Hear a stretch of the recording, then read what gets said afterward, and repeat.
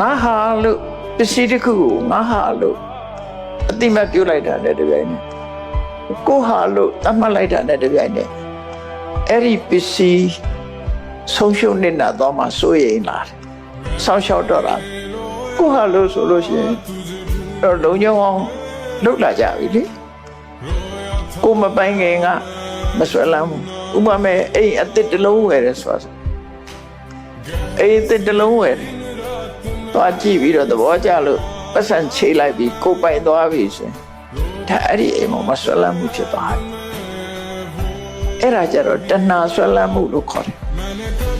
တခါလူတယောက်ကိုနဲ့လက်ဆက်ထားပဲဖြစ်စေကိုသားသမီးပဲဖြစ်စေကိုဆွေမျိုးညာတိပဲဖြစ်စေနောက်ဆုံးမှကိုနဲ့ယဉ်နှီးတဲ့မိတ်ဆွေပဲဖြစ်စေ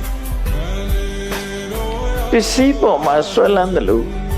လူတွေမှာလဲငါရဲ့မိတ်ဆွေငါရဲ့တငယ်ချင်းငါရဲ့ဆွေမျိုးဆိုတဲ့အတွေးတွေနဲ့သိမ့်ပိုက်လိုက်ပြီဆိုလို့ရှိရင်နောက်ကပါလိုက်လာတော့ဆိုတန်တမှုဆိုဖြစ်လာတန်တမှုတွေဖြစ်တယ်သူနဲ့ပတ်သက်လာတဲ့အခါကျတော့ကြောင်းကြမှုတွေတန်တမှုတွေဆက်လာတယ်စိုးရိမ်မှုတွေဆက်သွယ်လာတယ်ကိုမသိတဲ့လူတယောက်ဘယ်သူမှမစိုးရိမ်ကိုမပိုင်တဲ့ပစ္စည်းတစ်ခုတွေ့လဲဘယ်သူမှမစိုးရိမ်နော်စိုးရိမ်တယ်ဆိုတာတွေဟာသိမ့်ပိုက်ထားပြီးတဲ့နောက်မှာဖြစ်တာတွေကြီးပဲကောအကယ်၍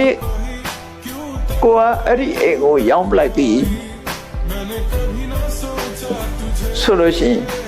အဲ့ဒီအိမ်နဲ့ပတ်သက်မှုကိုကမရှိတဲ့အခါကျတော့တန်တမှုကပြောက်သွားပြန်လွတ်သွားပြန်ဒါစဉ်းစားကြည့်လိုက်ဒီတိုင်းပဲကုန်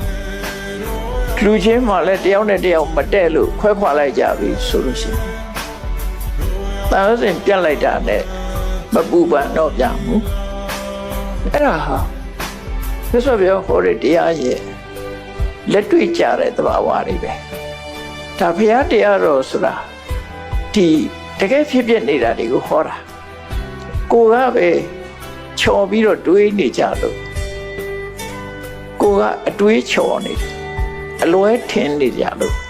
ပြဿနာတွေဖြစ်နေတယ်မြတ်စွာဘုရားတရားရိုးရိုးရှင်းရှင်းလေးပဲဟောတာလူသဘာဝအတိုင်းပဲဟောတာလောကကြီးမှာဒုက္ခပေးနေတာလွဲမှားတဲ့အမြင်ကြောင့်လည်းဒုက္ခပေးတယ်သင်္ကုတ်တူကိုတရေလို့ထင်တာလွဲမှားတဲ့အမြင်ကျိုးဝေကြီးကိုကျိုးကိုမွေလို့ထင်တာလွဲမှားတဲ့အမြင်ဒိဋ္ဌိကိုပိုင်ဆိုင်ထားတဲ့ကိုနဲ့ပတ်သက်တဲ့ပုဂ္ဂိုလ်ငါဟာလို့တွေးတာကိုကြတော့ငါဆိုတဲ့အတွေးနဲ့တွေးပြန်ကိုငါလို့တွေးတာလေမှားယွင်းတဲ့အမြင်နဲ့တွေးတာတကယ်ကတော့သဘာဝတရားတက်တက်များတာဖြစ်တယ်ခံယူချက်ကိုအဲ့တိုင်းထားကိုငါလို့မြင်နေခြင်းဟာလည်းပဲမှားယွင်းတဲ့အမြင်တစ်ခုသင်္ကုတ်တူကိုတရေလို့မြင်တဲ့ပုံစံမျိုးပဲသဘာဝတရားတက်တက်ကိုသဘာဝတရားလို့မမြင်မဲနဲ့ငါလို့မြင်နေခြင်းဟာဒိဋ္ဌိရဲ့အမြင်သာဖြစ်တယ်ဒိဋ္ဌိရဲ့အမြင်သည်ဆွဲလန်းသွားသည့်အတွက်ကြောင့်ကိုပေါ်မှာဆွဲလန်းနေသည့်အတွက်ကြောင့်စိုးရိမ်တော့တာတွေဖြစ်လာတယ်အဲ့ဒါကြောင့်မို့မြတ်စွာဘုရားဟောတဲ့